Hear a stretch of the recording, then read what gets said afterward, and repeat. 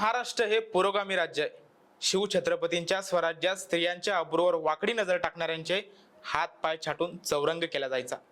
या गोष्टी आपण अगदी अभिमानाने सांगतो, पण आजचं वास्तव काय? आज आपल्या राज्यात मुली, महिला तर सोडाच, ज्या विशेष गरजा असणाऱ्या चिमुकल्या मुली आहेत, म्हणजे ज्या अंध आहेत, दिव्यांग आहेत किंवा गंभीर आजारी आहेत, त्या सुद्धा नराधमांच्या क्रूर विकृतीला बळी पडतायत. आणि शासन काय करतंय? प्रत्येक घटनेनंतर एकच तुणतुणं वाजवतं, खटला फास्ट ट्रॅक कोर्टात चालू आणि फास्ट न्याय देऊ. पण मला आज हाच सवाल विचारायचा आहे, हे कोर्ट फास्ट ट्रॅक आहेत की फक्त कागदावरची घोषणा? अलीकडच्या 3 घटना पहा. पहिली घटना नांदेड जिल्ह्यातल्या देगलूरची. तिथे अंध विद्यालयाच्या वसतिगृहात राहणाऱ्या एका अल्पवयीन अंध विद्यार्थिनीचा संशयास्पद मृत्यू झाला. 2 डोळ्यांनी अंध असणाऱ्या या मुलीवर रात्रीच्या वेळी गैरवर्तन झाल्याचा संशय आहे आणि तिच्या मृत्यूने संपूर्ण महाराष्ट्र हादरला. दुसरी घटना हिंगोलीच्या वसमत तालुक्यातली. घरचे बाहेर गेल्याचा फायदा घेऊन एका मतिमंद चिमुकलीला बिस्किट आणि 50 रुपयाचं आमिष दाखवून तिघांनी तिच्यावर अत्याचार केला. आणि तिसरी भीषण घटना घडली पुण्याच्या जुन्नर तालुक्यातल्या पिंपळवंडीत. मुलगी आजारी होती, शाळेत गेली नव्हती.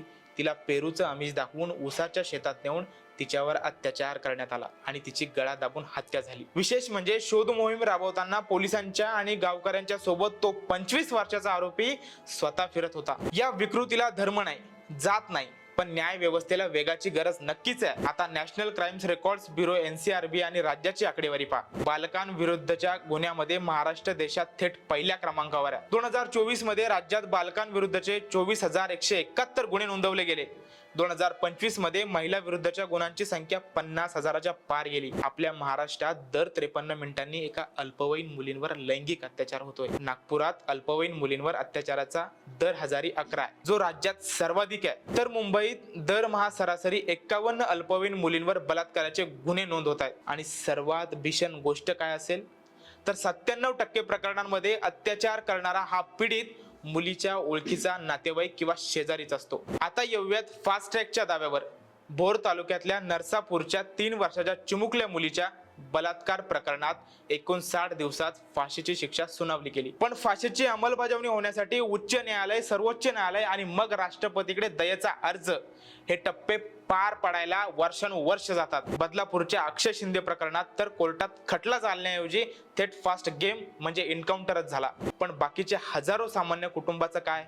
आजच्या घडीला एकट्या महाराष्ट्रात पॉक्सो कायद्याअंतर्गत तब्बल 42,500 पेक्षा जास्त खटले न्यायालयात प्रलंबित आहे. खटला फास्ट ट्रॅकवर गेल्यावरही कोर्टाची गाडी स्लोच धावते, हेच यावरून सिद्ध होत आहे. लोकसंतापाचा भर ओसरला, राजकारण करून झालं किंवा मोर्चा संपला की लोक आपापल्या घरी निघून जातात आणि त्या पीडित कुटुंबाला आयुष्यभर कोर्टाच्या पायऱ्या झिजवाव्या लागतात. कोपर्डी असो, खर्डा असो किंवा आजचं देगलूर जुन्नर असो, हीच शोकांतिका आहे. ही परिस्थिती आपल्या राज्याची शान वाढवणारी नक्कीच नाहीये. मग या लिंग पिसाटांचा बंदोबस्त कागदावरच्या फास्ट ट्रॅकने होणार आहे की प्रत्यक्षात कठोर आणि वेळेत होणाऱ्या अंमलबजावणीने? महिलांच्या सुरक्षेसाठी आता यंत्रणा ठोस पाऊल कधी उचलणार? बाकी मंडळी, तुम्हाला यावर काय वाटतं? पोक्सो खटल्यामधील ही दिरंगाई कधी थांबेल? आम्हाला कमेंट करून नक्की सांगा.